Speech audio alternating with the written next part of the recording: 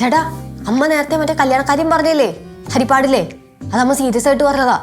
അമ്മ അപ്പൂപ്പനെ കിടപെട്ടിട്ടുണ്ട്. അതുപോലെ തന്നെ അമ്മ നെയ്യാറ്റിൻകരയിലൊക്കെ വിളിച്ചു പറയാൻ പോകുന്നുണ്ട്.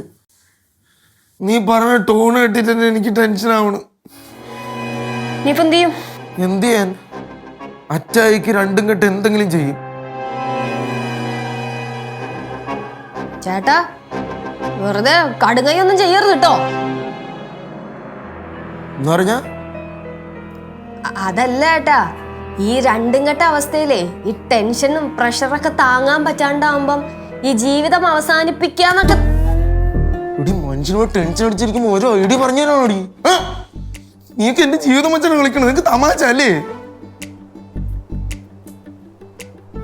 നിങ്ങൾ ഇവിടെ ഇരിക്കുന്ന കറക്റ്റ് സമയത്ത് കേറി വന്നോളും. എടാ നിനക്ക് ഇപ്പൊ പഠിക്കാനൊന്നുമില്ലേ? ഇവിടെ ബഹളമൊന്നും ഉണ്ടായില്ലല്ലോ, പിന്നെ ഞാൻ ഇപ്പൊ കേറി വന്നിങ്ങോട്ട്. അല്ല, ഞാൻ പുറത്തിറങ്ങിയപ്പോ ആരെയും കണ്ടില്ല, അതങ്ങനെ നോക്കി വന്നത്. ഞാൻ പറഞ്ഞു ചേച്ചിയുടെ കാണുമെന്ന്. ഓ എന്താണ് കല്യാണ ചർച്ചയാണോ? കേശുവേ, ഈ പൂച്ച എലിയിട്ട് തട്ടി കളിക്കണ പോലെ ഈ ക്രൂര വിനോദം നീയൊക്കെ എന്തിനാണ് എന്റെ അടുത്ത് കാണിക്കണത്? ഞാനൊക്കെ നിന്റെ അടുത്ത് എന്ത് തെറ്റ് ചെയ്തടാ? അല്ല ചേട്ടൻ ഇഷ്ടമല്ലെങ്കിൽ വേണ്ടെന്ന് ഞാൻ ആ ടോപ്പിക് എടുത്തിരുന്നില്ല, വിഷയം തീർന്നല്ല. കേശുവേ, നീ കുറച്ചും കൂടി വളരുമ്പോ നീ ഇതേ എന്റെ അവസ്ഥ വന്ന് നിൽക്കും. അപ്പൊ നിനക്ക് മനസ്സിലാവും എന്റെ അവസ്ഥ എന്തുവാന്ന്. ഇല്ല ചേട്ടാ, ഞാൻ അറിയാത്തോണ്ട് ചോദിക്കുക. ശരിക്കും ചേട്ടൻ്റെ പ്രശ്നം എന്തുവാ? ഈ കല്യാണം കഴിക്കുന്നതിന് എത്ര പേടിക്കണേ? എടാ സംഭവം എന്താന്ന് വെച്ചാലേ ചേട്ടൻ ഇപ്പൊ നമ്മളെ പോലെ തന്നെ കുട്ടിക്കളിയാണ്. ചേട്ടൻ പിള്ളേരുടെ മനസ്സല്ലേ. പിന്നെ പെട്ടെന്ന് സുപ്രഭാതത്തിൽ വന്നിട്ട് കല്യാണം, റെസ്പോൺസിബിലിറ്റി അങ്ങനെയൊക്കെ പറയുമ്പോഴത്തേക്കും ആർക്കായാലും ചെറിയൊരു പേടിയും ടെൻഷൻ കാര്യങ്ങളൊക്കെ ഉണ്ടാവും അല്ല ഏട്ടാ. പിന്നെ കല്യാണം ജീവിതം മാറി മറിയുന്ന ഒരു പരിപാടിയൊക്കെ ആണല്ലോ. നിങ്ങളുടെ ചേച്ചിയുടെ ജീവൻ മാറി പറഞ്ഞില്ലല്ലോ. ഈ കുരിപ്പിനെ ചാക്കി കെട്ടിയ പറമ്പടെ കൊണ്ടിട്ട് കുറെ നേരെ തുടങ്ങിയിട്ട്. എടാ വിഷ്ണു, സരസ്വതി ചേച്ചി വിളിച്ചിട്ടുണ്ടായിരുന്നു. ഹരിപ്പാട് സരസ്വതി ചേച്ചി വിളിച്ചിട്ടുണ്ടായിരുന്നു. സരസ്വതി ചേച്ചി നിന്റെ അമ്മൂമ്മ. നീ ഞായറാഴ്ച പെണ്ണാണമ്മടെ കൊച്ചില്ലേ, ആ കൊച്ചിന്റെ അമ്മ പടവലത്തുനിന്ന് അമ്മുമ്മ സരസ്വതി ചേച്ചി വിളിച്ചിട്ടുണ്ടായിരുന്നു. വിളിച്ച കാര്യങ്ങളെല്ലാം പറഞ്ഞു കഴിഞ്ഞപ്പോഴും സരസ്വതി ചേച്ചി എന്റെ നമ്പർ അമ്മയുടെ നിന്ന് വാങ്ങിച്ച്. അങ്ങനെ സരസ്വതി ചേച്ചി എന്നെ വിളിച്ച്. അയ്യോ, സരസ്വതി ചേച്ചിയുടെ ഒരു സന്തോഷം കാണണം. കുറെ കാലമായി എന്നോട് സംസാരിച്ചിട്ട് അവരൊരു സ്നേഹം.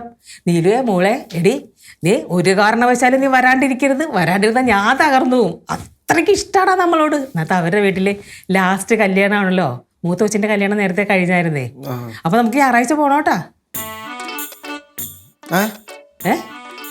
ഈ ഞായറാഴ്ച? നീ എന്താണ് ഇങ്ങനെ ഇരിക്കണത്? അപ്പൊ അടുത്ത ഞായറാഴ്ച പോയ കുഴപ്പമുണ്ടമ്മ? എന്റെ വായന പോലെ കേൾക്കുന്നുണ്ടോ വിഷ്ണു? ഞാൻ പറഞ്ഞില്ലാന്ന് വേണ്ട. എന്നാ നീയാളെ വഴിയാക്കണ അമ്മ. വീട്ടുകാരുടെ മുന്നിൽ എന്നെ നാണം കെടുത്ത വിഷ്ണു എന്റെ സ്വഭാവം അറിയാലോ. ഞാൻ തല മൊട്ടയടിച്ച് ഞാൻ പുള്ളിയും കുത്തി ഇവിടുന്ന് നാട് കിടത്തും. നീ അച്ഛനെ വഴിയാക്കാൻ പോലെ എന്നെ വഴിയാക്കാൻ വരണ? അറിയാലോ നിനക്ക് എന്റെ സ്വഭാവം. മേടിക്കണ എന്റെ കയ്യിൽ നിന്ന്. അച്ഛനെന്തിനാ ചിത്ര ചിരി? അല്ല, ഈ നവാസേ പിന്നെ സൈഡിലെ മണ്ടത്തരങ്ങൾ കാണിക്കണ്. കൂടുതലങ്ങനെ ചിരിക്കല്ലേ. നവാസിന്റെ അടുത്ത് മേലെ മണ്ടത്തരം കാണിക്കണെന്ന് പറഞ്ഞേക്കണം. അവന്റെ ഒരു മണ്ടത്തരം മാറിക്കങ്ങോട്ട്. എനിക്ക് എഞ്ചിനീയർ അടുത്ത് പോയി പറഞ്ഞ നവാസിന്റെ മണ്ടത്തര.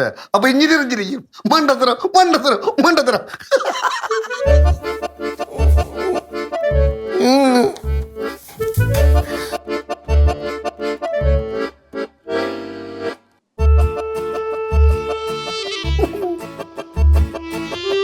നല്ല തണുത്ത വെള്ളം ഉണ്ടെങ്കിൽ കുടിക്കായിരുന്നു. ഭയങ്കര ചൂട്. തണുത്തോളടുത്ത തലവഴി ഒഴുക്കി ചൂടങ്ങ് മാറിക്കോളും. നീയല്ലേ ചൂടാറ്റിരിക്കണം, നിന്റെ തലയിൽ കൂടെ ഒഴി. എന്നാലും നവാസിന്റെ ഒരു കാര്യം ആലോചിക്കുമ്പോ ചിരി പറഞ്ഞു. ആണോ? ചിരി വരണോ? കൂടുതൽ അഭ്യാസം കാണിച്ചാലേ ചിരി അങ്ങ് നിർത്തിക്കു ഞാൻ. ഒരവസരം നോക്കി അങ്ങ് നിൽക്കുമായിരുന്നു മനുഷ്യനെ പരിഹസിക്കാൻ. പരിഹസിക്കും. നിന്റെ മോനെ എന്നെ വട്ടം കറക്കിയപ്പോ നിനക്ക് സാരമില്ല. ഇപ്പൊ എങ്ങനെ ഇരിക്കുന്നു? ഓനെങ്ങനെ ഇരിക്കണില്ല. എന്റെ മോൻ ആ പെണ്ണിനെ പോയി കാണുകയും ചെയ്യും, അവളെ തന്നെ കല്യാണം കഴിക്കുകയും ചെയ്യും. നിന്റെ മോനെ പട്ടി ആടാക്കണവനാണ്. അവൻ ചെറുതായിട്ടൊന്ന് ഉരുണ്ടി കളിച്ചപ്പോ നിനക്ക് വിഷമം വന്നാ. അപ്പൊ എനിക്ക് എന്തുമാത്രം വിഷമം വന്നാടി? അല്ല, ഞാൻ ദേഷ്യം വന്ന് നിൽക്കണ്ട മാലു. നിങ്ങൾ കൂടുതലിട്ട് ഇവിടെ നിന്ന് ഷൈൻ ചെയ്താൽ പോകാൻ നോക്കിയേ. അവൻ നിങ്ങളെ കളിയാക്കുന്ന പോലെ എന്നെ കളിയാക്കാൻ നിൽക്കൂല. അവൻ എൻ്റെ കൂടെ വരും. അവൻ ആയടി രാജകുമാരനാ. കൂമ്പലിട്ട് രണ്ടെണ്ണം കൊടുത്തിട്ട് പെണ്ണിണിക്കാൻ കൊണ്ടുപോകാറുള്ളതല്ല. പിന്നെ ഞാൻ വിട്ടു. എങ്ങനെ പോട്ടെന്നാ? ഒരെങ്ങനെയും പോവില്ല. അവൻ ചെന്ന് കയറാൻ പോകുന്നതേ ചോലറത്തല തറവാട്ടിലെ തണലിലാണ്. അവ അവിടെ ശോഭിക്കൊന്നുമില്ല. ബാലു വായി വെച്ചിട്ട് വെറുതെ ഇരിക്കട്ടെ ബാലു. ഇടി പടവലം, ചോനർത്തല റൂട്ട് പിടിച്ച ആര് ശോഭിക്കലടി? ഉദാഹരണം എന്റെ കാര്യം എടുക്ക്. വന്ന് കയറി നശിച്ച് കുത്തോലെടുത്തില്ലടി. അതിപ്പോ നിങ്ങൾ എവിടെ പോയാലും ശോഭിക്കൂല. നിങ്ങൾ മാത്രമല്ല, നിങ്ങൾ നിൽക്കുന്നുടമേന്ന് മുടിഞ്ഞു പോകും. ഞാൻ പോടി. അല്ല ഇപ്പൊ ഇവിടെ ബന്ധം കൂടാൻ പറഞ്ഞ ഈ നമ്മളെ ഇവിടെ ഉള്ള സോമനല്ല, എവിടെ ഉള്ള സോമൻ ഹരിപ്പാട്. ഹരിപ്പാട് സോമൻ. അവൻ ഒരു ബാങ്കിൽ വർക്ക് ചെയ്തത്.